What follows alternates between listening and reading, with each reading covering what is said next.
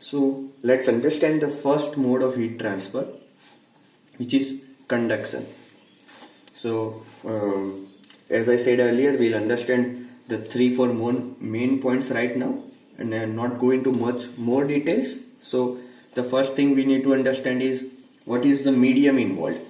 So obviously the driving force for conduction or convection or radiation, which are the 3 modes of heat transfer, the driving force always remains the temperature difference dt. So dt will be defined as temperature difference or gradient. So that is dt to us. And as I defined earlier some other symbols, Q was the heat. So I'll also define small q later. Capital T was temperature, capital E was energy for us.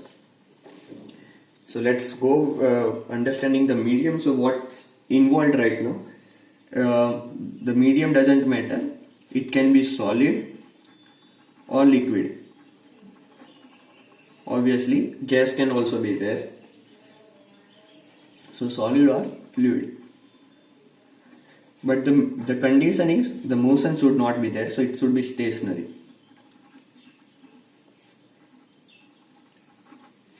Right? It should be stationary. There should be no movement. And the equation, as I described earlier briefly, when we are understanding the analogy between heat transfer problems and electrical circuit problems, the equation here is defined using Fourier's law, and that is Q is equal to K into dt by dx. So using this, integrating this, we can also find temperature, or if we are given with gradient and thermal conductivity, we can find the heat transfer rate. So this is the rate of heat transfer.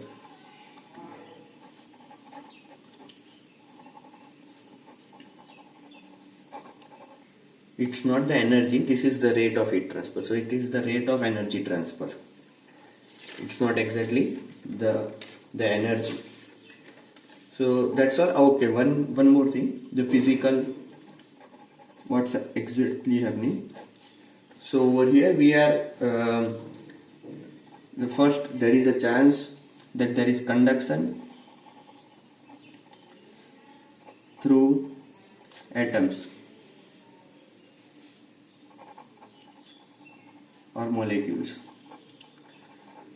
That means that we have a series of atoms and or molecules, and hence if this atom is having a higher energy level and this atom is having a low energy level comparing these two, the energy will start transferring from this end to other end without any movement of atoms.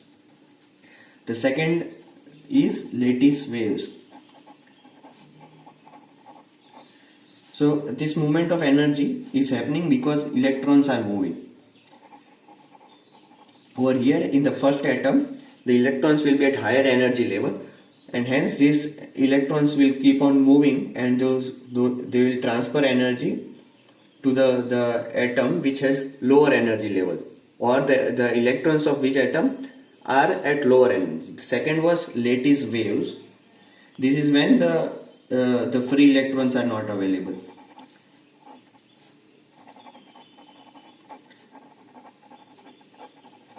So when electron movement is restricted, at that time we have a concept that the lattice waves are causing the conduction. So these are the two things, and when we understand Fourier's law in next video, we'll go into more details of thermal conductivity, the heat, the rate of heat transfer, and as I said earlier, Q, which is heat flux. So we'll go into these details in the subsequent video itself. Okay, thank you.